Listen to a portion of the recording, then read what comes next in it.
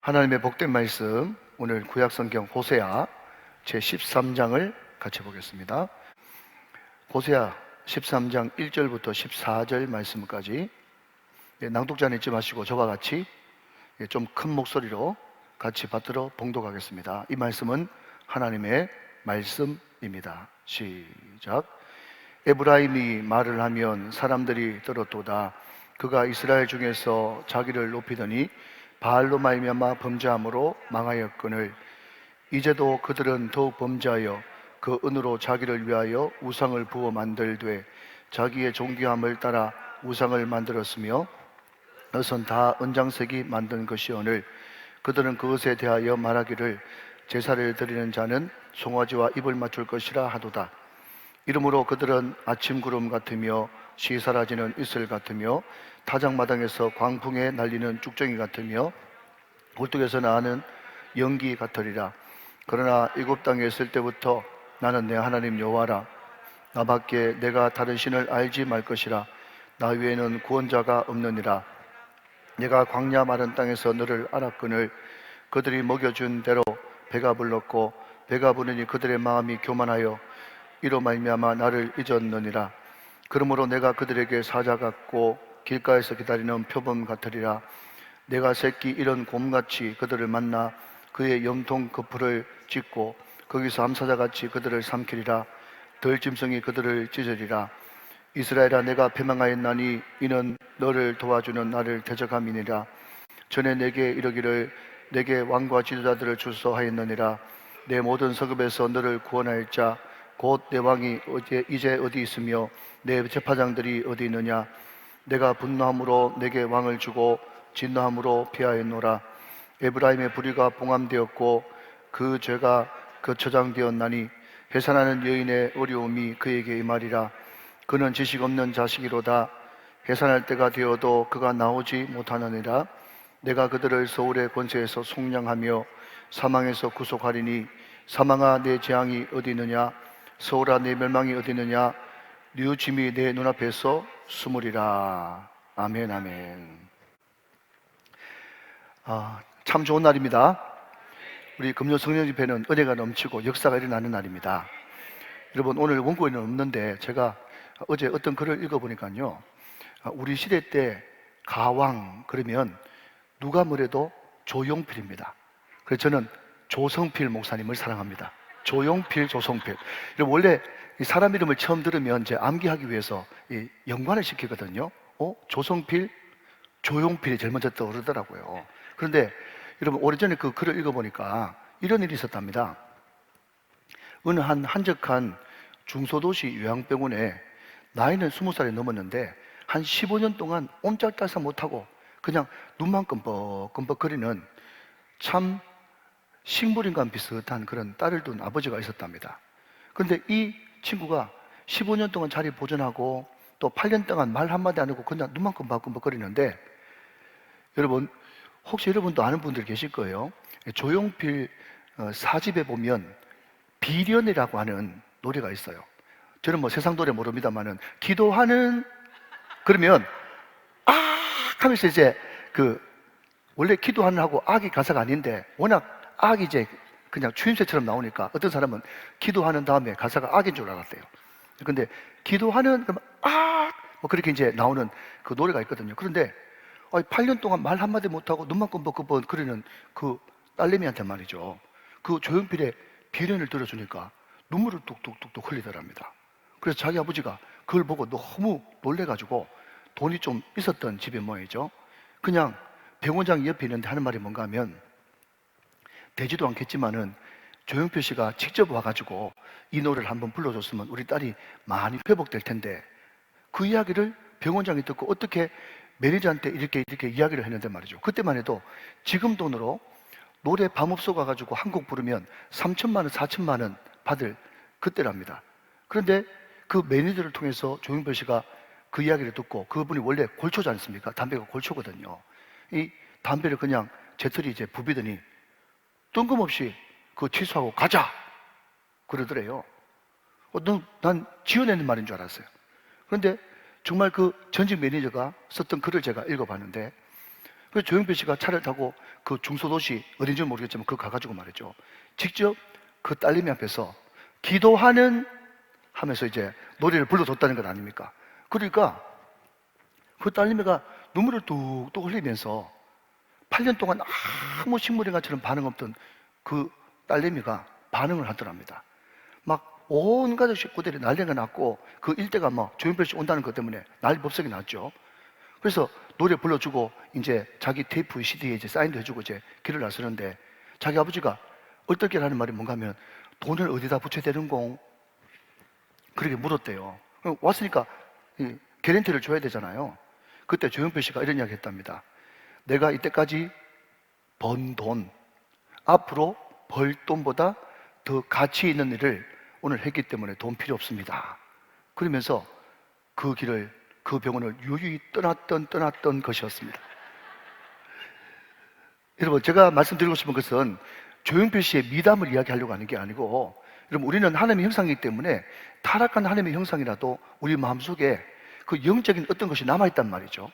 더군다나 예수 그리스도의 십자가의 보혈과 부활의 능력으로 영이 살아난 우리는 여러분, 세상 사람들, 하나님을 모르는 사람들도 그 정서에 노래가 터치되어지고 감정이 터치되어지면 눈물도 흘리고 감동을 하는데, 우리가 여러분 정말 가사의 뜻을 묵상하면서 하나님을 바라보면서 그냥 대충 부르지 말고, 제가 늘 말씀드리잖아요. 가사를 또렷또렷하게 가사를 곱씹으면서 찬양하기 시작하면 우리 영혼의 지각 변동이 일어나고 찬양하는 대로, 선포한 대로, 노래 부르는 대로 역사가 일어난 줄로 믿습니다. 여러분, 오늘 말씀을 듣고 찬양할 때 여러분 가운데 그런 지각 변동이 일어날 수 있기를 바랍니다. 여러분, 바울과 실라가 빌립보 감옥에서 찬양하는데 미친 사람 아닙니까? 얼마나 두들겨 맞고 그 쓰라린 밤에 어떻게 찬양할 수 있었을까요? 여러분, 정말 고초를 당하고 고난을 겪고 빌립보 감옥 어두운 침침한데 거기에 갇혀있는데 사도 바울은 깨달았던 거죠. 아, 하나님께서 아시아 쪽을 막으시고 빌립보, 마게도냐의 첫 성 빌립보로 나를 보낸 것은 내가 그렇게 꿈꾸던 세계의 중심지 로마로 하나님께서 보내려고 하는 뜻이 여기 있었구나. 그것을 감옥에서 깨달았던 거예요. 그러니까 하나님의 섭리가 놀랍네. 이것이 바로 내가 감옥에 있지만 형통이네. 여호와께서 함께 하시는 것이 형통이네. 할렐루야. 그렇게 여러분 각오와 결단이 되어지면서 찬송이 울려 퍼지지 않겠습니까? 그 찬송을 죄인과 간수들이 듣더라. 그 찬송을 들으면서 그 사람들이 어떻게 생각했겠어요? 이건 뭐지? 이 감옥에서, 이 피비린 나는 이 감옥에서 부르는 이 찬송은 뭐지? 지각의 병동이 일어나는 거예요. 사랑하는 여러분, 힘들고 고통스럽더라도 가사를 또렷또렷하게 묵상하면서 찬양하기 시작하면 영혼에 여러분 지각이 변동되어지고 영혼의 지진이 일어나고 다시 한 번 더 잃어버렸던 감사가 회복되어지고 첫사랑이 회복되어지고 기적을 경험하는 저와 여러분이 될 줄로 믿으시면 할렐루야. 하늘의 것을 구하면 산다. 얼마나 아멘입니까? 반드시 기도 응답하신다. 얼마나 아멘입니까? 여러분, 이것을 그냥 반드시 기도 응답하신다 무슨 체줄입니까? 인생은 나그네 길. 발음 똑바로 하세요. 발음 똑바로. 반드시 기도 응답하신다. 차라리 그런 거 보면 최준희보다 조영기 목사가 낫겠나? 쇼! 얼마나 명확합니까, 여러분? 자, 말씀 한번 보자. 자, 여러분, 실패하려고 장사하는 사람 없죠? 인생 말아먹으려고 인생 사는 사람 아무도 없습니다. 자, 그런데 오늘 본문에 에브라임이 등장하네요. 에브라임. 여러분, 성경은 반복되는 징크스 같은 것이 있다. 제가 그렇게 말씀을 드렸어요. 한 번 더 들어보실래요? 매장 1절에 여호와께서, 하나님께서 이렇게 시작하면은 분위기가 좋다. 끝이 좋다. 그런데 매장 1절에 에브라임이, 아브라함이, 요셉이, 사람이 나오면 약간 불안한데, 이런 징크스가 성경에 흐르고 있단 말이죠. 자, 그런데 오늘 호세아 13장 1절 말씀 보니까 뭐라고 시작하고 있어요? 에브라임이 그랬습니다. 여러분, 에브라임의 뜻은 아시는 대로 갑절의 축복, 창성함, 강대함, 이런 뜻을 가지고 있어요. 요셉에게는 두 아들이 있었으니 큰아들 이름은 므낫세요. 둘째 아들 이름은 에브라임입니다. 그죠? 그런데 그 요셉이 두 아들 데려가가지고 자기 아버지 요셉에게, 야곱에게 축복해달라 그렇게 이야기했더니 축복을 어떻게 해버렸어요? 크로스 이렇게 해버리는 바람에 축복권을 누가 가져갔습니까? 에브라임이 가져갔습니다. 에브라임. 그래서 북쪽 이스라엘의 대표 지파는 에브라임이고 남쪽 유다의 대표 지파는 유다다. 그렇게 생각하면 되죠. 자, 근데 여러분 중간 것 쭉 빼버리고 말이죠. 맨 첫 번째 에브라임이 그리고 맨 마지막에 거하고 합쳐 봅시다. 자, 여러분 1절 다시 한번 보시면 맨 처음에 에브라임이 그렇게 돼 있죠. 근데 제일 끝에 어떻게 했거늘? 망하였단 말이죠. 여러분 에브라임은 원래는 2배 축복받고 창성한 그런 지파였는데 에브라임이 망했어요. 에브라임이 망할 때는 무슨 이유가 있지 않겠습니까? 그렇죠? 우리가 성경을 이렇게 보는 거예요. 그러니까 성경을 여러분 문장으로 또 문맥으로 잘 보는 것은 너무너무 중요합니다. 자, 그러면 잠깐 그 사이에 에브라임이 망하였다, 이거 놀라야 되거든요. 여러분 우리는 별로 안 놀라지만 이거 배경을 아는 사람은요, 에브라임이 망했다 그러면 깜짝 놀라요. 왜 그러면 에브라임이 망할 수가 없거든요. 왜 그렇죠? 갑자기 축복받았거든요. 그리고 북이스라엘 대표 주자거든요. 자, 그 에브라임 지파에 누가 있었는지 제가 좀 소개해 드리면, 여러분 혹시 여호수아 아세요? 자, 여러분들 모르면 무조건 에브라임 지파라고 좀 이야기해 주세요. 여호수아가 어떤 지파죠? 사무엘이 어떤 지파죠? 드보라가 어떤 지파죠? 다 에브라임 지파입니다. 또 여러분 북이스라엘을 갈라나간 솔로몬의 신하 여로보암도 에브라임 지파예요. 그것도 에브라임 지파. 자, 그런데 이 에브라임 지파가 1절 보니까 말을 하면 사람들이 떨었대요. 말을 하면 사람들이 떨었다. 자, 여러분 다시 저를 보시고 좀 지워주시고, 에브라임이 말을 하면 떨었다 그러면 혹시 여러분 가운데 사사기의 그 사건 그렇게 생각되어지면 여러분 신학교 가셔야 돼요. 안 떨어지죠? 다행이에요. 신학교 가지 말고 다 우정교회 남아 있으세요. 자, 여러분 사사기 보면 기드온이 300용사 데리고 가서 막 승리했더니 전쟁 다 끝나고 가리 늦게 와가지고 너 왜 우리한테 보고도 안 하고 네가 날뛰고 난리냐 하면서 큰 소리 뻥뻥 쳤던 지파가 어느 지파인가 하면 에브라임 지파거든요. 그리고 여러분 입다 사건이 일어났을 때 입다가 전쟁을 해가지고 이기고 돌아왔을 때도 그때도 시비 걸었던 그 지파가 누군가 하면 에브라임이에요. 그러니까 구약 성경에 여러분 유명한 요주의 인물들, 그리고 큰 소리치고 기득권 있고 발언권이 셌던 지파가 어디였는가 하면 무조건 에브라임입니다. 그런데 여러분 제가 호세아 설교하면서 몇 번 이야기했듯이 하나님께서 북이스라엘에서 별로 마음에 안 들 때 에브라임아 그렇게 부른다고 말씀을 드렸습니다. 자, 그런 선지식을 가지고 1절 다시 한번 보시면 에브라임이 말을 하면 사람들이 떨어도다. 이제 이해되시죠? 그죠? 가장 장자니까 그렇게 했단 말이에요. 그 다음 계속 봅니다. 1절, 그가 이스라엘 중에서 자기를 높이더니 바알로 말미암아 범죄함으로 망하였다 그랬습니다. 자, 여러분 그 사람이 힘이 있고 발언권이 세고 잘 나가면 굉장히 조심해야 되겠죠? 더 겸손해야 되겠죠? 그게 성경의 가르침 아니겠습니까? 잘 아시는 말씀입니다. 잠깐만 확인하고 갑니다. 고린도전서 10장 12절 적어 놓으시고요. 다 아는 말씀이에요. 자, 일단 적어 놓으시고 자, 업 해가지고 앞을 보십니다. 고린도전서 10장 12절의 말씀입니다. 시작. 그런즉 선줄로 생각하는 자는 넘어질까 조심하라. 여러분 이게 우리가 너무너무 잘 아실 말씀이지만 잘 안 되는, 정말 뼛속 깊이 이 말씀을 새겨야 될 말씀이에요.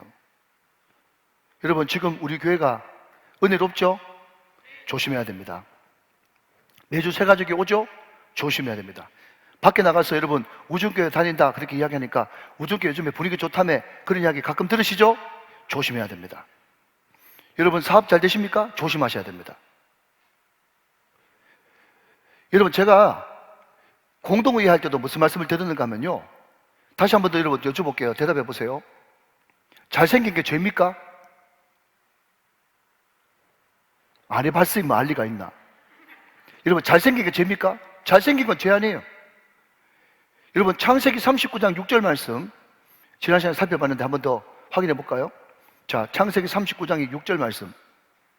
자, 맨 마지막에 요셉은부터 한번 읽어봅시다. 시작. 요셉은 용모가 뛰어나고 아름다웠더라 그랬습니다. 여러분, 잘생긴 게 죄입니까? 죄 아니에요. 태어날 때부터 잘생기는데 뭐. 누구 닮았어? 엄마 닮았어.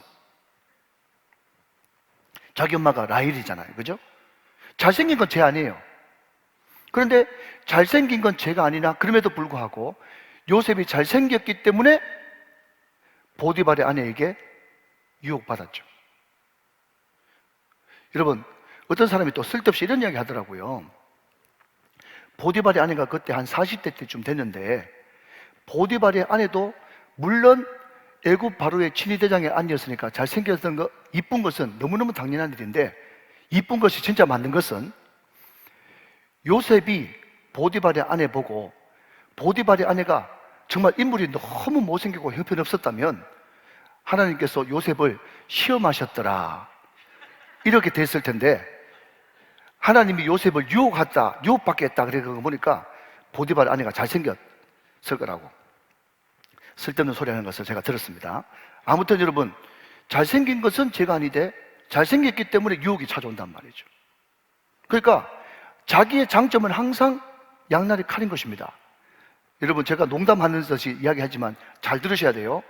예, 자기가 가지고 있는 장점은요, 하나님을 떠나고 잘못 사용하면 그것이 나에게 칼이 될 수 있다라는 것을 꼭 명심을 하십시오.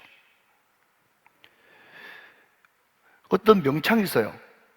국악, 이 소리를 잘하는 명창이죠. 근데 이분이 한 글에서 이런 이야기를 했습니다. 자기가 노래를 하고 있는데 한쪽에서 자기 노래를 듣지 않고 웅성웅성 거리는 사람들이 있다는 거예요. 여러분, 저는 아직까지 인격이 선수 못 돼가지고 제가 설교를 하고 있는데 한쪽에서 자꾸 옆에 있는 사람하고 이야기하고 기속말 하고 그렇게 하면 저기 우리 유치부나 유년부 정도는 충분히 참아줄 수 있어요. 그런데 어른들은 평소 때 집에 가서나 좀 사이가 좋게 지내지 평소 때는 사이 좋지도 않으면서 부부끼리 설교하는데 말하고 이렇게 하면요 자꾸 신경 쓰여가지고 신경질이 난단 말이에요. 그런데 여러분, 그 명창은요 자기가 창을 하고 있는데 그 사람들이 자꾸 창에 집중하지 못하고 자기들끼리 이야기하고 수근수근거리면서 떠들면 자기가 마음속으로 그렇게 생각한답니다. 아, 내 소리가 아직까지 저 사람들을 매료시키지 못해서 그렇겠구나. 내가 좀 더 노력해서 매료시켜야지. 이런 생각을 하게 된다는 거예요. 여러분, 제가 설교를 해봐도 말이죠. 또 제가 설교를 들어봐도 처음에는 집중이 안 돼가지고 많은 사람들이 그냥 웅성웅성 또 은혜 받을 준비하면서 또 필기구 준비하면서 좀 흐트러질 때가 있어요. 그런데 그 말씀이 성령님께 딱 사로잡혀가지고 그 말씀이 성령님과 함께 역사하면요. 아까 산만하던 그 사람이 어느 순간 쫙 빨려 들어오면서 말씀에 집중하는 것을 보게 된다는 거죠.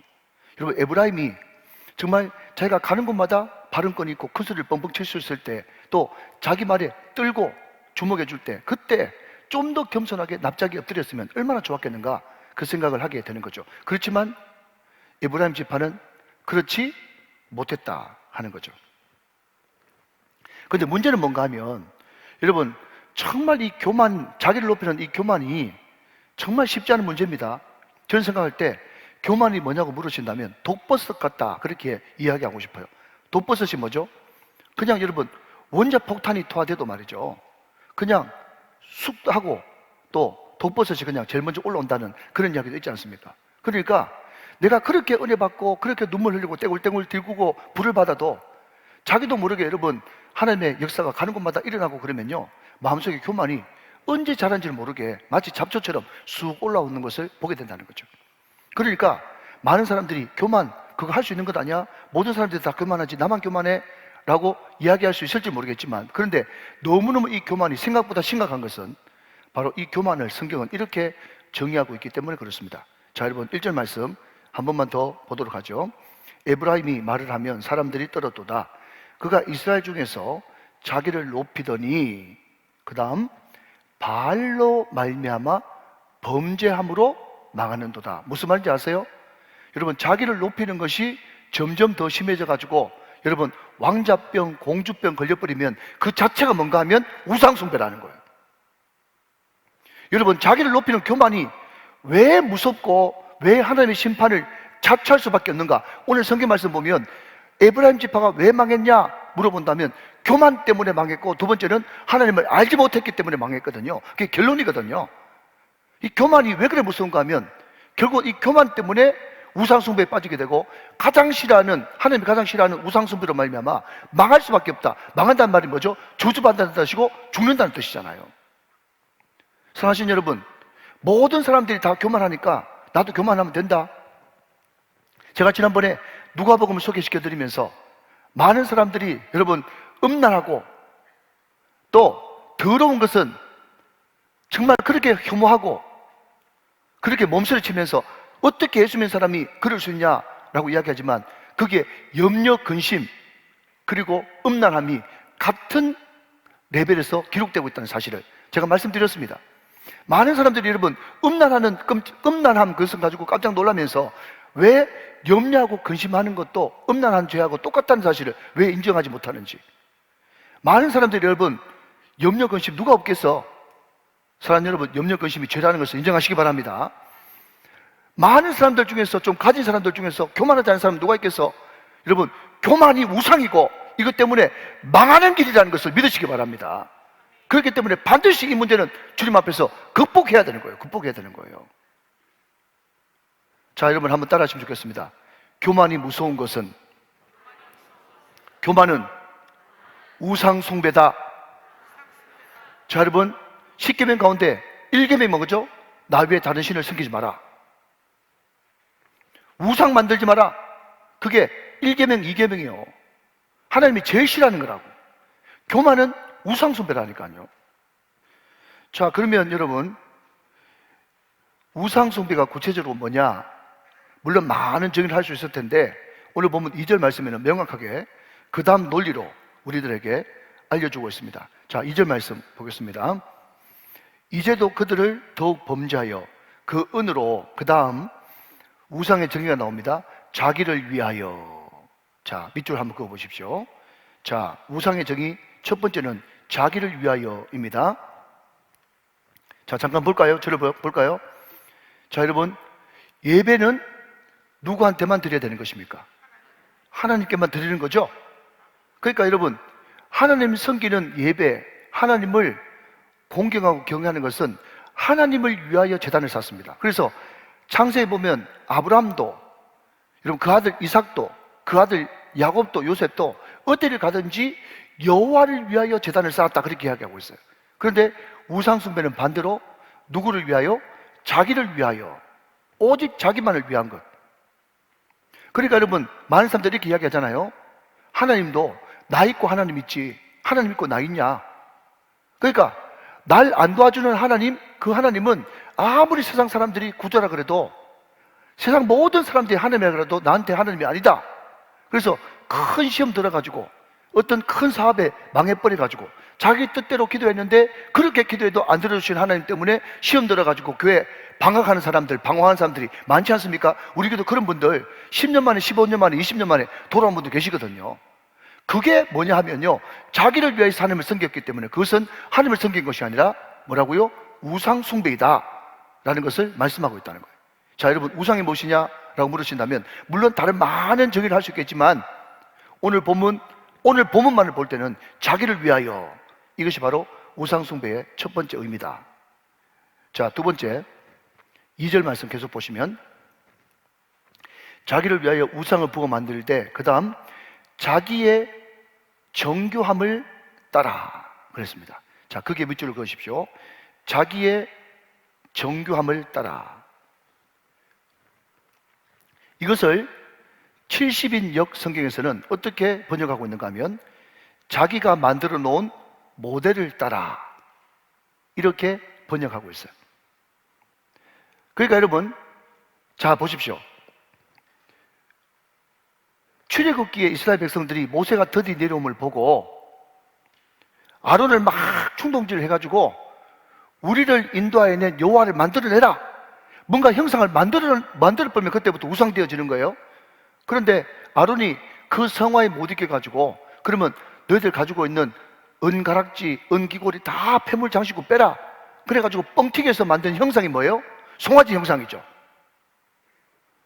여러분, 금이나 은을 가지고 송아지를 만들어 보면 하나님이 뭐가 되는 것입니까? 송아지가 되는 거예요. 뱀을 만들면요, 하나님이 뱀이 되어버리는 거예요. 독수리를 만들면요, 하나님이 독수리가 되어버리는 거예요. 많은 사람들이 여러분 신앙생활을 하면서도 그것이 전부가 아니고, 그것이 창세기부터 요한계시록을 간통하는 말씀의 하나님이 아닌데, 모든 사람들이 어떤 한 곳에 필이 꽂혀가지고 하나님은 이런 분이다, 내가 아는 하나님은 이런 분이다, 자기 나름대로 여러분 완전히 세팅을 시켜버리는 거예요. 자기의 정교함을 따라 하나님을 만드는 거죠. 여러분 참 별로 안 좋은 그런 샘플인데, 제가 한두 번 정도 말씀드린 것 같습니다. 그런데 그거보다 더 적절한 것이 없어가지고, 여러분 이웃하고 있는 부산의 어떤 교회는 말이죠, 그게 오래 그냥 개척 멤버 하시는 어떤 중직이 새로 담임 목사님이 부임하셨는데, 이분은 주일날 아침 일찍 새벽기도만 나오면 새벽기도 마치고 난 다음에 간들상에 있는 꽃을 뒤로 뒤집어 놓는 거예요. 그러니까 앞에는 꽃이고 뒤에는 오아시스 아닙니까? 오아시스 아세요? 그죠? 아시죠? 그러니까 여러분 그 뒷면에 그게 있으니까 얼마나 보기 싫습니까? 너무 기회가 차가지고 하지 말라 그래도 안 되고 말려도 안 되고 안 하면 무인인 거야. 그래서 도저히 안 돼가지고 당시 서기 장로님이 가가지고 누구님 부르면서 왜 이렇게 강대상의 꽃을 올바르게 안 놓고 자꾸 뒤집어 놓으세요? 그렇게 이야기하니까 그분이 막 정색을 하면서 그렇게 이야기하더래요. 아니 꽃이 강대상을 바라보고 있어야 하나님 앞에 영광이 되어지지, 사람 바라보고 있으면 그 사람 좋게 하려고 한 인본주의라고 하면서 막 정색을 하면서 이야기하는데 말이 도무지 안 통하더라는 거예요. 여러분 수십 년 전 이야기니까 그냥 여러분 설명을 위해서 하는 거니까 여러분 부정적인 생각은 떨쳐버리십시오. 여러분 과연 꽃을 그냥 강대상 쪽으로 뒤집어 놓는 게 그게 신본주의고 하나님 앞에 영광입니까? 자기가 그렇다고 배워버리면 말이죠, 그게 완전 고특화가 돼가지고 어떤 누구도 터치할 수 없는 거예요. 내가 생각하기에 하나님 공격하는 것은 이런 거단 말이에요. 내가 생각하기에 주일 성소라 이런 거다, 이것을 딱 고정시켜 놓으면 아무리 창세기부터 요한계시록까지 말씀을 제대로 전해줘도 절대로 타협하지 않고 안도가는 거예요. 여러분 진리를 타협하라고 하는 말이 아닙니다. 한번 따라 하실까요? 본질에는 일치를. 시작. 본질에는 일치를. 여러분 본질 진리는 여러분 일치해야 됩니다. 모든 사람들이 그 본질 진리에 목숨 걸어야 돼요. 비본질에게는 자유를. 시작. 비본질에는 자유를. 여러분 귀걸이 하던 머리를 여러분 노란색으로 물들이든 파란색으로 물들이든 그것은 본질이 아니에요. 그러니까 좀 독특하게 하고 오는 그런 사람들 봐도 그냥 좀 상그럽다 싶어도 그냥 눈을 질끈 감으세요. 그러니까 본질이 아니니까.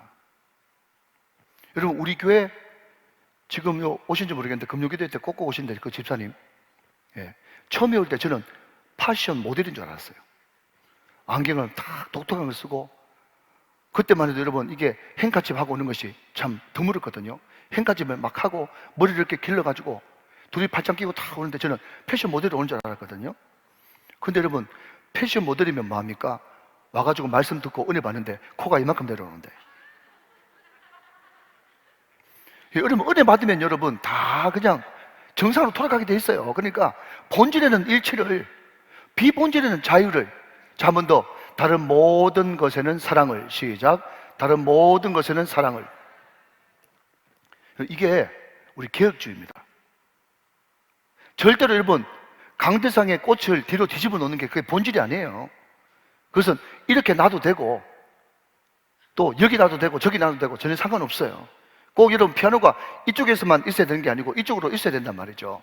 여러분 그렇지만 전통적인 교회는요, 지금도 다니고 계신 원로 장로님이 20년 전에 헌물한 피아노인데 여기 놓인 피아노를 이쪽으로 놓는다고 택도 없는 말입니다. 여러분 목사님이 아무리 이쪽에 놓는 것이 음악하는 사람들하고 잘 들린다고 이쪽에 놓자 그래도 안 돼요.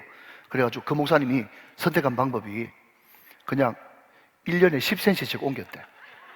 1년에 10cm 옮기고 1년에 10cm 옮기고 1년에 10cm 옮기고 이래가지고 결국 이제 이쪽에 있던 게 이제 이쪽으로 가는데 한참 걸렸다, 이런 말이 있어요. 카페트는 빨간색으로 해야 된다. 빨간 카페트 파, 녹색 카페트 파, 종탑 2개 파, 1개 파. 여러분, 이게 진리입니까? 그게 우상숭배예요.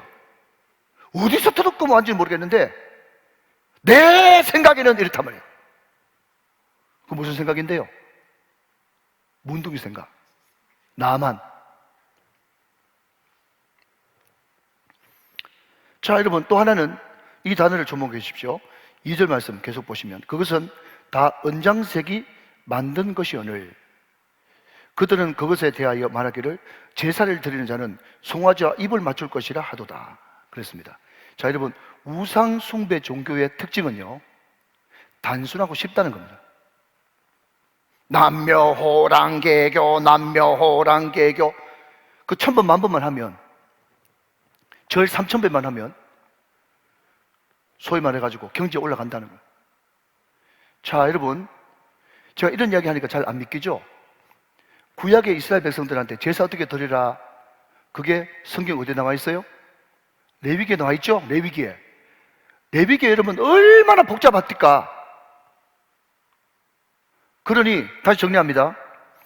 우상숭배가 뭐냐? 물론 다른 모든 것 이거 가지고 몇 시간 설교할 수 있죠. 그런데 오늘 보면 2절 말씀 자체만 본다면, 첫 번째, 자기를 위하여 우상숭배. 원래 예배는 하나님께 드리는 거예요. 자기하고 상관없어요. 두 번째, 자기의 존귀함을 따라, 자기가 생각해둔 그 모델을 따라. 이게 우상숭배예요. 세 번째, 송아지에 입을 맞추는 도다. 모든 것이 쉬워요. 그렇지만 하나님께서 받으시는 예배는 하나님께서 원하시고 가르쳐 주신 대로 해야 그게 예배가 되어지는 거예요. 그게 레위기라는 거죠. 자, 여러분, 여기서 또 하나 잠깐 짚고 넘어갈 것은 2절 한 번만 더 보시면, 중반절에 자기의 존귀함을 따라 우상을 만들었으며 그것은 다 은장색이 만든 것이오늘 그랬습니다. 은장색이 뭡니까? 우상 장사 말이죠. 그 사람들이 정교한 기술을 가지고 만들었어요. 그때 북이스라엘이 우상 만들어 가지고 나라가 먹고 산다고 할 만큼 우상을 만드는 기술이 발달했던 그 시기입니다. 바로. 여러분, 하나님은요, 우리 인간을 초월해야 됩니다. 무슨 말인지 아시겠죠? 신의 수준이 우리 수준에 머무는 정도 가지고는 절대로 신이 될 수 없어요. 자, 이거 저 쉬운 말인데 어렵게 들으시면 안 되고요. 신이라는 것은 사람을 훨씬 초월해야만 신이 될 수가 있는 겁니다. 그런데 은장색, 여러분, 우상 장사가 세계가 만든 그게 무슨 여러분 사람보다 능력이 있습니까? 사람이 만든 건데 말이 아니잖아요. 사람이 우상숭배에 빠져버리면 얼마나 어설픈가 하면요, 자기가 만들어 놓고 그게 자기가 입 맞추고, 여기 입 맞춘다는 것은 경유한다, 경배한다 이런 뜻이거든요. 자기가 만들어 놓고 자기 만든 것에 입 맞추고 절하고 그게 묶여서 사는 것이 여러분 어리석은 우상숭배에 빠진 인간들입니다. 여러분, 이런 얘기 한번 들려줄까요? 여러분, 실제로 있었던 일인지 모르겠는데 어떤 사람이 등산을 갔어요. 잘 들어보세요. 등산 갔는데요, 이 등산 가니까 이게 장운동이 이제 활발해지니까 갑자기 배가 너무 아픈 거예요. 그래가지고 도무지 참다 안 돼가지고 어느 한 곳에서 볼일을 봤어요. 여러분, 식사한 지 오래되실까? 괜찮죠? 그죠? 근데 그게 이제 야외에 그냥 그대로 노출되어 있는 게 너무 보기도 상스러워가지고 이 사람이 가리기도 할 겸 싶어가지고 납작한 돌을 하나 가지고 그것을 덮었단 말이에요. 그걸 덮고 이제 등산 갔다가 내려왔어요. 한참 뒤에 이 사람이 또 그 산을 올라가게 됐는데 거기 지나가는데 갑자기 옛날에 자기가 배 아팠던 그 기억이 나더랍니다. 그래가지고 도대체 그건 어떻게 지금 돼 있을까 싶어가지고 그 숲속을 들어가가지고 한참 동안 들어가 보니까 말이죠, 거기에 얼마나 많은 돌이 쌓였는지 돌탑이 됐어요. 돌탑이 돼 있는데 거기서 사람들이 막 이러고 있더라는 거예요. 이러고 누가 지어낸 말인지 모르겠어요. 근데 여러분, 이게 뭡니까? 이 풍작도 풍작? 여러분, 인생이 얼마나 여러분 똑똑한 척해도 어리석은가 하면요, 자기가 뱉어놓고 자기가 쌓아놓은 거기다 대고 여러분 빌고 있는 게 인생이라니까. 어리석은 인생. 우상숭배에 빠진 인생 말이에요. 하나님 보시기에 얼마나 허무하고 답답하겠습니까? 그러니 그런 인생을 두고 하나님께서 뭐라고 이야기하셨는가? 3절 말씀에 기가 막힌 표현이 등장합니다. 자, 3절 말씀 보시면 이러므로 그들은, 자, 볼펜 다 있으시죠? 어디에 동그라미 치는가 하면 아침 구름 같으며, 아침 구름 동그라미 하시고요. 쉬 사라지는 이슬 동그라미 하시고요. 타작마당에서 광풍에 날리는 쭉정이 동그라미 하시고요. 꿀떡에서 나오는 연기 같으리라. 여러분, 어떻게 성경이 이렇게 문학적이고 기가 막힙니까? 그 우상숭배에 빠져가 잘난 척하지만은 여러분, 자기가 여러분 배 타놓고 자기가 쌓아놓은 거기에 여러분 일하고 있는 그 인생들이 뭐에 비할 수 있는가 하면요, 아침 구름 같다. 아침 구름 한순간에 없어지는 거예요. 쉬 사라지는 이슬. 여러분, 공항에 안개가 자욱하면은, 여러분 그런 이야기 들어보셨죠? 공항에 자욱하면은 벽이 못 뜨잖아요. 그런데 그 공항에, 인천공항에 가득한 그 이슬을 다 모아가지고 여러분 물로 딱 만들어 보니까 한 바가지밖에 안 되더라는 거예요. 맞습니다, 여러분. 제가 확실하게 제가 찾아보고 왔습니다. 물 한 바가지 여러분 흩어놓으면요, 비행기도 못 뜬다니까. 그 햇빛 한번 나면 싹 없어지잖아요. 그 이슬 같단 말이죠. 타작마당에서 광풍이 날리는 죽정이 얼마나 험합니까? 굴뚝에서 나오는 연기. 이런 것들은 한번 여러분들이 암송해볼 필요도 있는 것 같아요. 내가 우상숭배에 빠지고 하나님을 제대로 예배하지 않으면 이런 인생이 되고 마는구나. 아침 구름 같고 이슬 같고 죽정이 같고 연기 같은 인생이 돼버리고 마는구나. 그 생각을 할 수 있어야 되는 거겠죠. 할렐루야, 은혜가 되시면 아멘. 자, 이렇게 허무한 인생에게 여러분, 이 호세아서에서 가장 은혜가 되는 단어는 그러나라고 하는 단어예요. 그러나. 그 그러나의 은혜가 없었으면 저와 여러분 어떻게 됐을까요? 우리 하나님이 이런 허무하고 우상에 빠져있는 그 인생을 찾아오셔서 그러나 할렐루야, 그러나. 계속 봅시다. 4절. 애굽 땅에 있을 때부터 나는 내 하나님 여호와라. 여러분, 엘로힘, 하나님이라고 하는 단어는 초월에 계시는, 그분도 물론 우리에게 힘이 되시지만은 엘로힘, 하나님이라고 번역된 성경은 초월에 계시는, 가까이 하기엔 너무 먼 당신이고, 여호와, 야훼라고 번역된 이 성경은 우리와 언약을 맺으시고 우리와 관계하시는 하나님을 가르칠 때 야훼, 여호와라고 이야기합니다. 하나님께서 그렇게 우상숭배에 빠져서 험한 인생을 살지만 그러나 그럼에도 불구하고 애굽에 있을 때부터 나는 내 하나님 여호와라.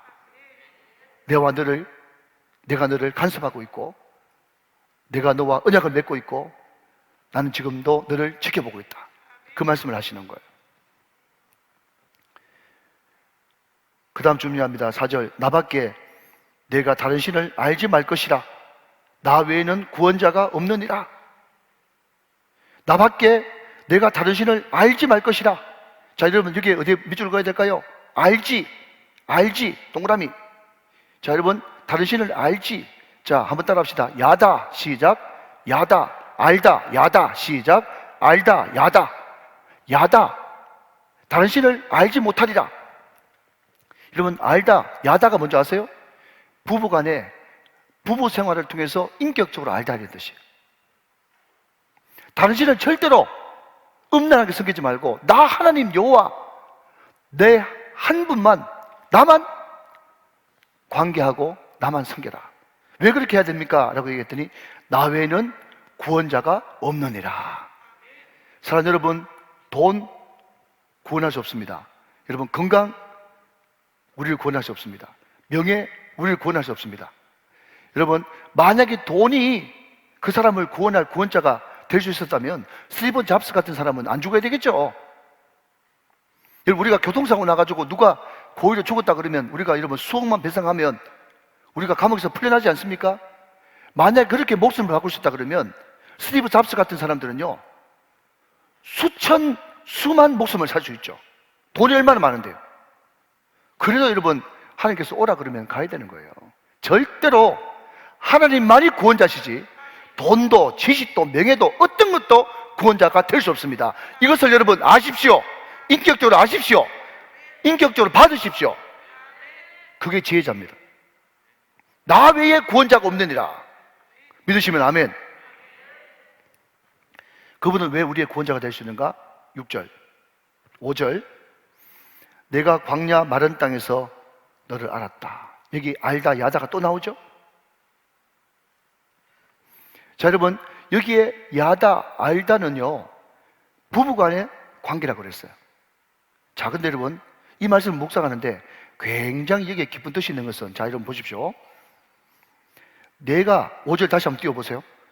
내가 광야 마른 땅에서 너를 알았다. 그랬어요.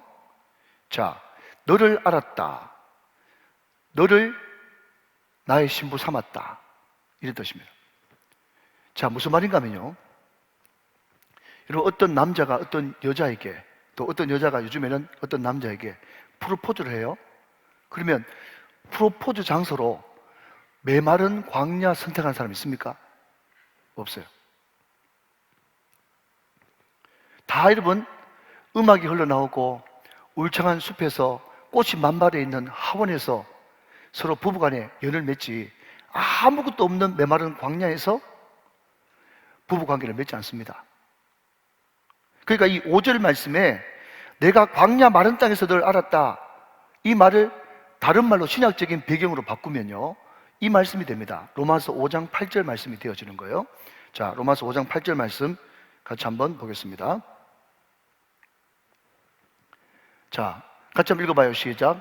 우리가 아직 죄인 되었을 때에 그리스도께서 우리를 위하여 죽으심으로 하나님께서 우리에 대한 자기의 사랑을 확증하셨느니라. 자, 여러분, 아니요라고 대답하십시오. 우리가 괜찮을 때에, 우리가 괜찮을 때에, 우리가 구원받을 만할 때에, 우리가 같이 있었을 때에, 우리가 존귀한 때에, 아니에요. 여러분, 이 말씀이 너무 은혜가 되어지는 거예요. 우리가 아직 뭐 되었을 때에, 죄인 되었을 때에, 이것을 여러분 에베소서 2장 1절 말씀은 어떻게 표현하는가 하면 너희 죄와 허물로 죽었던 너희를 살리셨도다. 다시 한번요, 죽을 수밖에 없는 아닙니다. 에베소서 2장 1절 띄우세요. 그는 허물과 죄로 죽었던 너희를 살리셨도다. 허물과 죄로 죽었어요. 그러니까 우리의 출발점, 우리 인생의, 우리 신앙의 출발점은 천국 아닙니다. 우리 인생과 우리 신앙의 출발점은 지옥이에요. 지옥에서부터 우리를 살리셨어요. 지옥에서 우리를 살리셨다고. 우리가 아직 죄인 됐을 때에 우리를 위해서 죽어주셨다고. 우리는 죄와 허물로 죽었어요. 그런데 내가 살아났어. 내가 죄와 허물로 죽었었는데 내가 어떻게 살아났지? 내가 어떻게 살았지? 그렇게 보니까요, 저 갈릴리 언덕 십자가에 날 대신해서 나의 모든 죄와 허물을 자기에게 묶어서 피를 뚝뚝 흘리면서 죽으신 한 분이 계셔. 그분이 예수 그리스도야. 아, 저분이 날 살리시려고 대신 죽으셨구나. 날 대신해서 죽으셨구나. 그것이 감동이 되어지면서 그때부터 나는 날 위해 죽었다가 다시 살아난 자 예수 그리스도, 그분을 위해서만 살기로 결정하는 거예요. 사랑하는 여러분, 메마른 광야에서부터 우리를 알았다고 이야기하고 있습니다. 또 하나, 제가 주석을 보니까 굉장히 이게 중요한 의미가 하나 있어요. 여러분, 5절 말씀에 내가 광야 마른 땅에서 너를 알았다 그러잖아요. 여러분 어떠세요? 저 같은 경우에는요, 제가 교회를 향해서 또 주님을 향해서, 그분을 향해서 이만한 마음을 가지고 있잖아요. 지금 듣고 계시죠? 그죠? 내가 교회를 향하여서, 또 하나님을 향하여서, 또 그분 개인을 향하여서 이만한 마음을 가지고 있지 않습니까? 내가 사랑한다니까요. 사랑하고 아끼고 정말 그 사람을 존중해주고 잘 인도해주고 싶은데, 어느 날 갑자기 들려오는 소식이 뭔가 하면 우리 목사님이 그 정도 수준이 아니라 우리 목사님은 바닥이라는, 바닥. 인격도, 사랑도, 또 날 향한 마음도 아무것도 없고 독특한 이상한 사람이 되어 있더라고요. 말하자면 오해고, 말하자면 모함이고, 말하자면 억울한 거죠. 저도 그렇겠지만 여러분도 마찬가지겠죠. 특별히 저는요, 어떤 사람이 나의 진정성을 몰라줄 때, 나를 오해할 때 너무너무 마음이 아픈 거예요. 어떤 사람들마다 다 자기가 어떤 환경에 처했을 때 가장 속이 쓰리고 아픈지 다 각자 케이스 바이 케이스입니다. 근데 저로 따지자면 나는 그 사람을 향한 이 많은 생각을 가지고 있는데 그 사람은 나를 완전 바닥으로 보는 이 오해가 뭔가 하면요, 광야 마른 땅이에요. 알아듣습니까? 저한테는 그게 광야 마른 땅이라고. 어떤 사람에게는 배신, 어떤 사람에게는 자녀, 어떤 사람에게는 자존심, 분노, 이런 것들이 자기의 가장 광야 메마른 곳일 수 있겠죠. 그때 여러분, 내가 아무리 오해라고, 난 그렇지 않다고, 내가 너를 향한 내 지심은 절대로 그렇지 않다고 아무리 이야기해봤자 사람들은 몰라줍니다. 사람들은 몰라줘요. 그러나 우리 주님께서는 그거 오해라는 거 난 알아, 그렇게 말씀하신다는 거예요. 사랑하는 여러분, 하나님이 알아주시면 그걸로 된 것입니다. 우리 하나님은요, 우리가 죄인 되었을 때에 우리를 사랑하셨고, 광야 메마른 땅에 있을 때부터 하나님은 우리를 아셨습니다.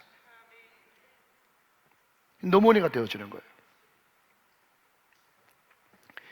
우리 하나님께서 그렇게 그들을 알아주고 사랑해 주셨건만 또 인간은 하나님을 배반하죠. 자, 여러분 6절 말씀 한번 보십시다. 6절 말씀. 그들이 먹여준 대로 배가 불렀고 배가 부르니 그들의 마음이 교만하여 이로 말미암아 나를 잊었었느니라. 자, 여러분, 사람들이 배가 부르면 만족하고 감사하고 또 기뻐할 줄 알았는데 사람들이 배가 부르면요 교만해집니다. 여러분, 저는요 참 나름대로 사명이 있다고 생각하는 것이 뭔가 하면 이 세대 저 세대의 낀 세대거든요. 그래서 저는 정말 옛날 우리 어른들 지금 70, 80, 90 된 할아버지 할머니 경상도 모르고 식기도 알고 요즘에 여러분 20대, 30대, 40대의 그 생활 방식도 저는 알고 있어요. 제가 낀 세대거든요. 여러분, 저희 집만 해도 공무원 월급 받아가지고 저희 형제지간이 2남 3녀입니다. 아버지 엄마까지 합치면 7식구 아닙니까? 그죠? 그때 여러분 어디에 방이 2개, 3개, 4개 있어가지고 각자 방을 어떻게 차지할 수 있습니까? 그때는 한 방에서 다 살았어요. 한 방에서 화장실 1개 다 살았다고. 그나마 자기 화장실 있는 게 다행이에요. 그 좁은 방에 여러분 5식구, 7식구 살면서 칼잠 잘 때는 말이죠, 다 형제지간에 우애 있게 지냈습니다. 그죠? 안 싸우고. 근데 어느 순간 집안 형편이 풀리기 시작해가지고 옛날에는 장남선호 사상이 여러분 팽배한 그런 시대였기 때문에 집 새로 얻어가지고 방 2개짜리 집에 가니까 우리 어머니가 저 장남이라고 제 방을 따로 주더라고요. 장남방이 생겼어. 근데 장남방이 딱 생기는 순간에 어떤 일이 벌어졌는가 하면 위로 누나 둘이 불만이 터지는 거야. 내가 동료들보다 더 위인데 장남만 챙기고 우리는 아무것도 아닙니까? 하면서 막 단식 투정을 하고 난리가 났어요. 여러분, 배부르니까 싸운다니까요. 아이고, 이걸 어떻게 좀 더 잘 설명할 수 있겠노? 사람이 그래요, 원래. 저는 우리 애들 무척 사랑해가지고 저는 웬만한 것은 큰 울타리를 치고 제가 다 봐줍니다. 그런데 제가 그 소리 들으면 굉장히 못 참겠어요. 그게 뭔가 하면요, 문을 쾅 닫고 들어가가지고 딸까닥 하면서 문 걸어 잠그는 소리 있지 않습니까? 문 걸어 잠그는 소리 들리면 저는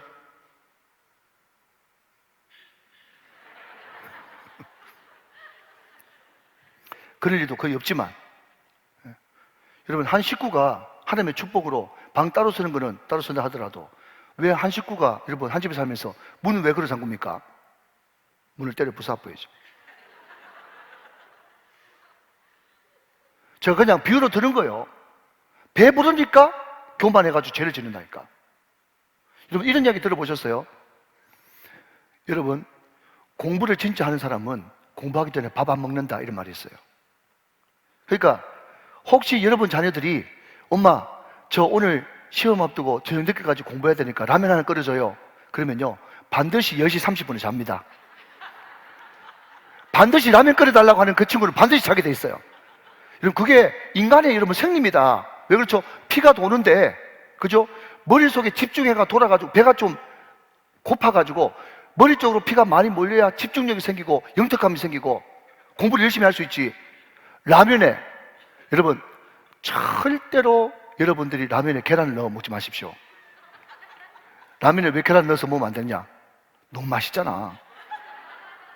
여러분 절대로 라면에 밥 말아 먹지 마십시오. 너무 배부르잖아. 그래서 라면에 밥까지 말아가지고 실컷 잡숫고 책상에 앉으니까 노곤해가지고 10시 30분 돼가지고 아무리 여러분 머리를 털어봤자 잠이 오죠. 여러분 제가 왜 이렇게 재밌는 이야기를 하냐면 여러분 물론 여러분 잠을 깨우기 위해서 하는 것도 있지만 이상한 것은 여러분 육적으로도 그런데 영적으로도 그래요.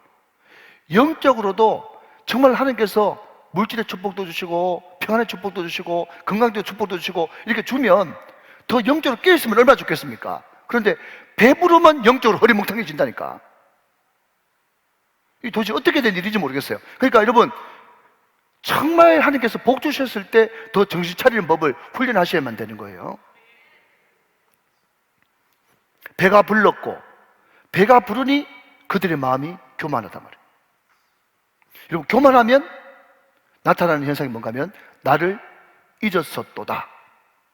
성경에 여러분 한 줄 한 줄이 다 답이 있는 거예요. 여러분 제가 서두에 이런 말씀을 드렸습니다. 지금 에브라임이 심판받는 것이 두 가지라고 그랬어요. 두 가지 때문에. 첫 번째는 뭐라고요? 교만. 두 번째는 하나님을 잊어버렸기 때문에. 그래서 감사, 땡스, 감사의 반대말은요 망각입니다. 여러분 우리가 추수감사절 하지 않습니까? 땡스기빙. 근데 그 땡스가 어디서 나왔다고요? think에서 땡스가 나왔거든. 하나님 내게 베풀어 주신 은혜, 구원의 감격, 그것들이 생각나고 기억나면 하나님 앞에 감사를 하게 돼 있어요. 근데 그것이 생각나지 않고 잊어버리면 절대로 하나님 앞에 감사할 수가 없는 것입니다. 사랑하는 여러분, 하나님의 은택을 잊지 말지어다. 하나님의 은택을 잊지 마십시오. 하나님을 늘 기억하고 하나님을 늘 생각할 때 우리에게 진정한 감사가 넘칠 수가 있는 거예요. 자, 그러면 교만하고 하나님을 잊어버린 그 사람에게 어떤 일이 벌어지는가? 자, 여러분 쭉 넘어가서 이제 8절 9절 제가 읽겠습니다. 7절 8절 읽어야 되겠네요. 자, 보십시오. 그러므로 내가 그들에게 사자 같고 길가에서 기다리는 표범 같으리라. 하나님이 사자 같고 표범 같아요. 8절 내가 새끼 잃은 곰같이 눈에 안 보이죠? 그들을 만나 그들의 염통 커플을 찢고 거기서 암사자같이 그들을 삼키리라. 들짐승이 그들을 찢으리라. 이게 뭐죠? 심판이죠. 하나님 앞에 교만하고 하나님을 새카맣게 잊어버리고 하나님의 은혜를 잊어버리는 그 사람한테 하나님의 심판이 임한다, 이런 뜻이에요. 자, 그 다음 9절 계속. 이스라엘아 내가 패망하였나니 이는 너를 도와주는 나를 대적함이니라. 여러분 이 말이 무슨 말인가 하면, 자 여러분 대적이라는 단어에 동그라미 치시고요. 자 여러분 우리가 교만이 아무것도 아닌 것 같지만, 하나님을 잊어버리는 것이 아무것도 아닌 것 같지만, 그것이 결국은 심판을 자초하고 하나님 앞에 교만하고 하나님을 잊어버리는 것이 결국 뭐다? 결국은 하나님을 대적하는 것이다. 이게 여러분 성경에 쭉 지금 흘러가는 흐름 아니겠어요?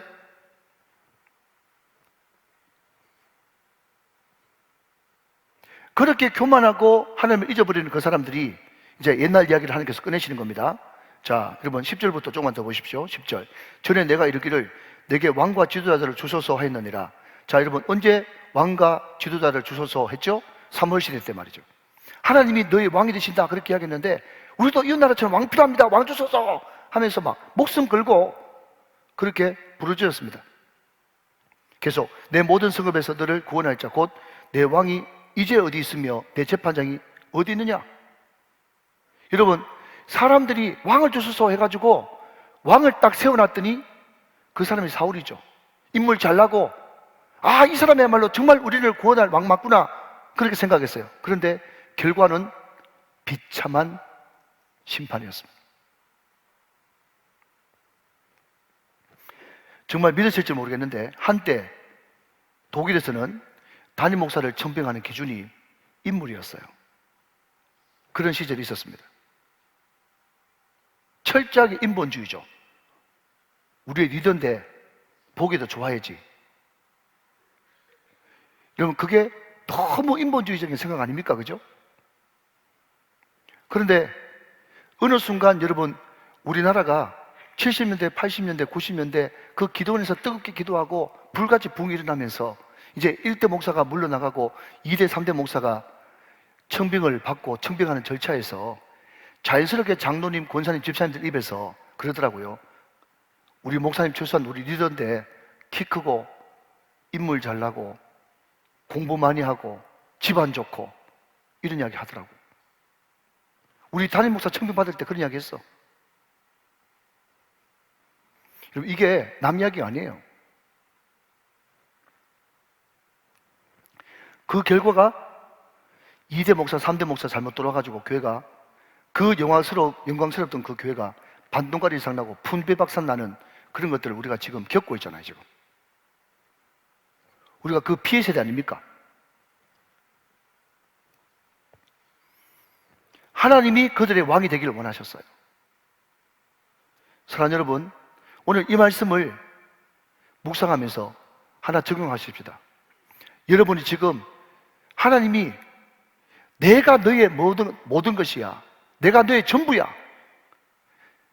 너희들 안에 내가 전부가 되기만 하면, 너희들 안에 내가 왕이 되기만 하면 너희들은 전부를 얻은 거나 상관 다름없어. 그렇게 말씀함에도 불구하고 여러분들은 끝까지 그거 아니라고 이야기하면서 왕을 주소서, 왕을 주소서. 여러분들이 그토록 구하는 왕이 무엇입니까? 하나님이 아닌 여러분이 절대로 포기하지 못하는 그 왕 말이죠. 그게 뭐냐? 오늘 성경은 이야기합니다. 왕이 이제 어디 있으며 내 재판자들이 어디 있느냐? 하나님께서 여러분 끝까지 그 아니라고 해도 고집 피우면서 그거 달라고 하면요 하나님이 주실 수 있습니다. 그런데 그 받음이 절대로 그 사람한테 유익되는 것이 하나도 없다는 것을 말씀하고 있다는 거예요. 사랑하는 여러분, 하나님 앞에 고집 부리지 말고 나의 원대로 하지 마옵시고 아버지의 뜻대로만 되기를 원하nap니다. 그렇게 기도할 수 있는 저와 여러분 되시기를 주님의 이름으로 축원합니다. 자, 11절 말씀. 내가 분노함으로 내게 왕을 주고 진노함으로 피하였노라. 하나님이 그래 니한테 한번 줘볼 테니까 니 한번 받아봐라. 그 받았는데 그것이 결국 내게 축복이 아니고 그게 진노였다. 그 이야기를 하고 있는 거죠. 자, 이제 끝을 향해서 달려가겠습니다. 자, 여러분 12절 13절 계속 보시면 에브라임의 불의가 봉함되었고 그 죄가 저장되었나니. 자, 그 죄가 저장되었다. 굉장히 의미 있는 말인데 무슨 말입니까? 우리가 처음 죄를 지을 때는 깜짝 놀라가지고 막 소스라치게 놀라고 회개하면서도 그 죄가 2번, 3번, 4번, 5번 반복되면요 그것이 죄인 줄도 모르고 그냥 죄에 대해서 무감각하는 겁니다. 죄에 대해서 무감각해요. 그것을 가지고 오늘 호세아 기자는 죄를 저장한다 이렇게 이야기를 하고 있다는 거죠. 자, 간단히 여기에 성경 한 구절만 보고 가겠습니다. 몇 절을 보시는가 하면 예레미야 6장 15절 말씀을 하나 보고 가도록 그렇게 하죠. 예레미야 6장 15절의 말씀입니다. 자, 앞을 보시면서 한번 읽어보세요. 시작. 그들이 가증한 일을 행할 때에 부끄러워하였느냐? 아니라 조금도 부끄러워하지 않을 뿐 아니라 얼굴도 붉어지지 않았느니라. 자, 여기까지만 읽었죠. 자, 여러분 오늘 예레미야 6장 15절 말씀 보니까 이스라엘 백성들이 어떻게 했다고요? 제일 처음에는 좀 놀라는 듯 하더니 그 죄가 계속 반복되고 저장되니까 나중에는 죄를 지어도 얼굴이 붉어졌느냐? 하나도 안 붉어지고 양심에 화인 맞아가지고 얼굴에 철판 깔아붙다 이렇게 이야기를 하고 있는 거예요. 성경에 여러분 곱씹어 보면 얼마나 적나라하게 인간의 죄악성을 드러내고 있는지 말이죠. 자, 그러면 죄를 부끄러워하지 않고 죄를 저장하는 그런 양심의 화인 맞은 인생을 살게 되면 어떤 결과가 발생하느냐? 자, 13절 말씀 마저 보십시다. 해산하는 여인의 어려움이 그에게 임하리라. 이제 고통이 찾아온다는 거죠. 그런데 문제가 뭔가 하면 그는 지혜 없는 자식으로다. 해산할 때가 되어도 그가 나오지 못하느니라. 여러분, 애가 나와야 되는데, 여인이 해산을 해야 되는데 그냥 배만 계속 아프고 애가 안 나오는 거예요. 하도 여러분 용을 쓰다가 이제 애를 낳을 수 있는 힘까지 빠져버렸어. 그러니까 계속해서 고통이 이제 반복되어지는 거죠. 자, 넘어가서 여러분 15절 말씀을 한번 더 보십시다. 15절 말씀. 자, 저와 같이 한번 읽어보세요. 시작. 그가 비록 형제 중에서 결실하나 동풍이 오리니 곧 광야에서 일어나는 여호와의 바람이라. 그의 근원이 마르며 그의 샘이 마르고 그 쌓아둔 바 모든 보배 그릇이 약탈되리로다. 자, 여러분, 하나님 앞에 바로서지 못하고 죄를 저장하게 되면요, 뭔가 열심히 많이 하는 것 같지만 가지는 것은 아무것도 없단 말이죠. 손에 잡히는 열매는 아무것도 없어. 자, 한 구절만 더 봅니다. 예레미야 2장 유명한 말씀이죠. 13절 말씀 보십시다. 예레미야 2장 13절. 자, 저와 같이 한 번만 더 읽어주세요. 시작.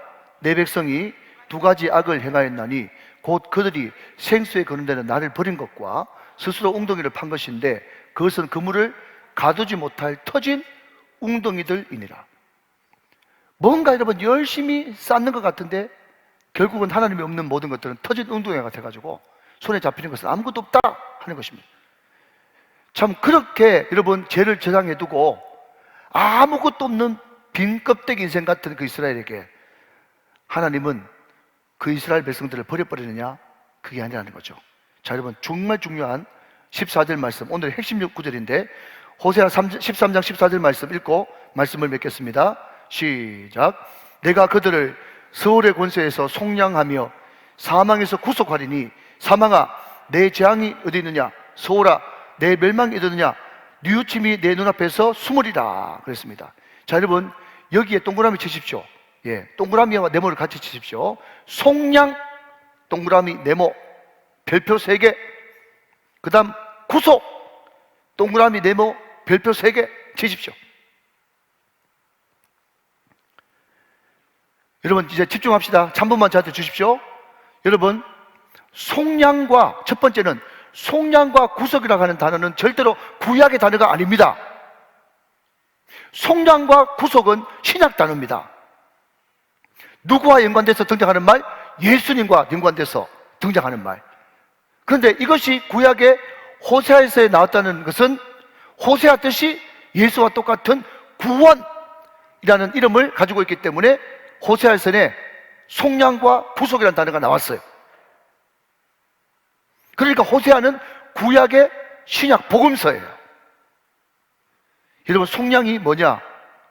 여러분 속량을요 히브리 말로 파라라는 단어를 씁니다. 잘 들으십시오. 집중. 자, 다 들어보십시오.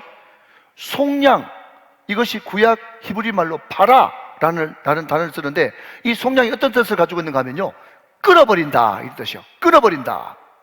자, 한번 따라합시다. 속량, 파라. 자, 손을 이렇게 하면서 끊어버린다. 끊어버린다. 끊어버리는 거예요. 여러분 복음이 뭡니까? 예수님이 이 땅에 오셔서 십자가에 못 박혀 죽으심으로 말미암아 가난도 끊어지고 저주도 끊어지고 여러분 지옥도 끊어지고 질병과 죽음이 끊어짐으로써 우리는 속량 곧 제3의 은혜를 받은 것입니다. 우리 예수님께서 십자가에 못 박혀 돌아가실 때 합법적으로 가난도 저주도 질병도 죽음도 다 끊어졌습니다. 할렐루야. 이게 복음이에요. 이게 복음. 또 하나 여러분 여기에 구속, 이게 히브리 말로 가알이거든요. 가알. 근데 이 구속에서 무슨 단어가 나왔는가 하면 고엘, 기업 무르다 고엘이라는 단어가 나왔어. 여러분 구속이 뭐냐? 이 구속, 이게 구속이 아니고, 구속은요 값 주고 샀다 이런 뜻이에요. 값 주고 사서 대가를 지불했기 때문에 더 이상 너희에게는 값을 물을 필요가 없고 돈 낼 필요가 없다. 이미 끝났다. 테텔레스타이, 끝났다 이럴 때. 우리 주님께서 2000년 전에 십자가에 못 박혀 돌아가실 때 우리의 모든 가난도 저주도, 여러분 질병도 죽음도 다 끊어지고 청산된 줄로 믿으시면 아멘 하시기 바랍니다. 그러니까 우리 마음속에, 우리 몸속에 있는 모든 질병은 합법이 아니라 불법이다. 사랑하는 성도 여러분, 불법으로 통과하고 있는 모든 병들을 예수 그리스도의 이름으로 끊어버리시기를 주님의 이름으로 축원합니다. 끊어버려야 되는 거예요. 끊어버려야 되는 거예요. 여러분 명하십시오. 응답될 때까지 명하십시오. 배가 자주 아픕니까? 여러분 30분이고 40분이고 계속 명하십시오. 아픈 배는 나을지어다. 아픈 배는 나을지어다.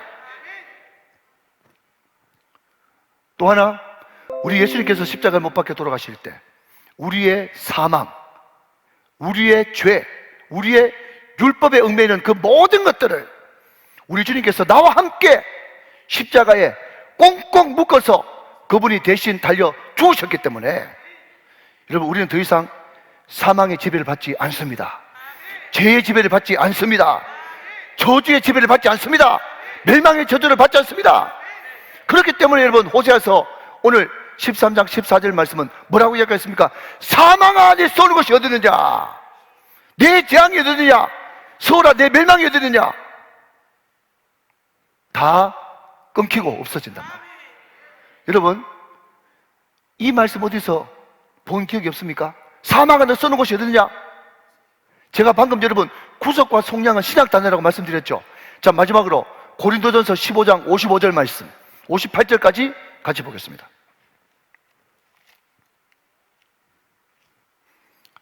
고린도전서 15장 55절.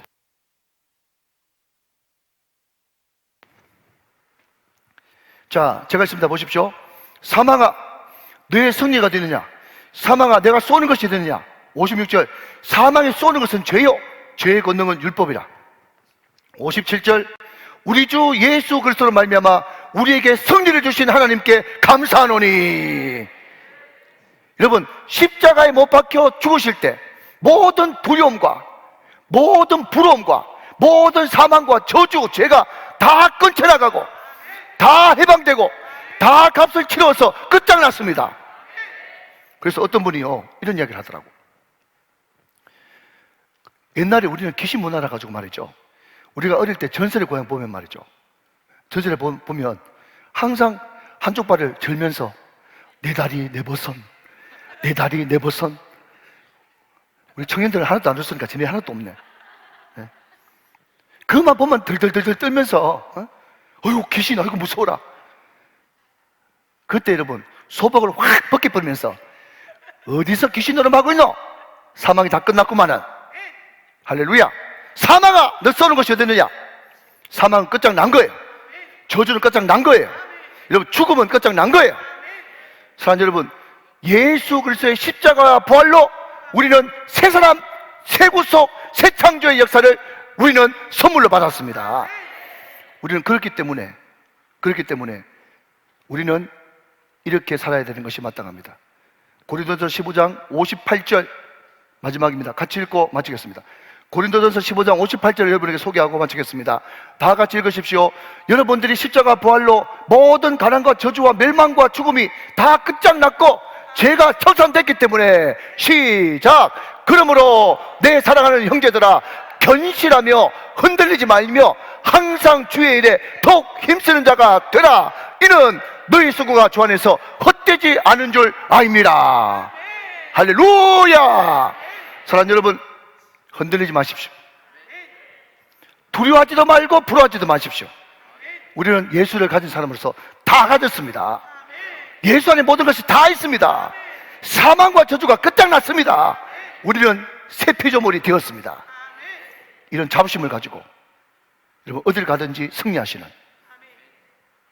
어딜 가든지 감사하시는, 어딜 가든지 형통한 2023년 우리 우정교회 권속들 다 되시기를 주 예수 그리스도 이름으로 축원합니다. 축원합니다. 축원합니다.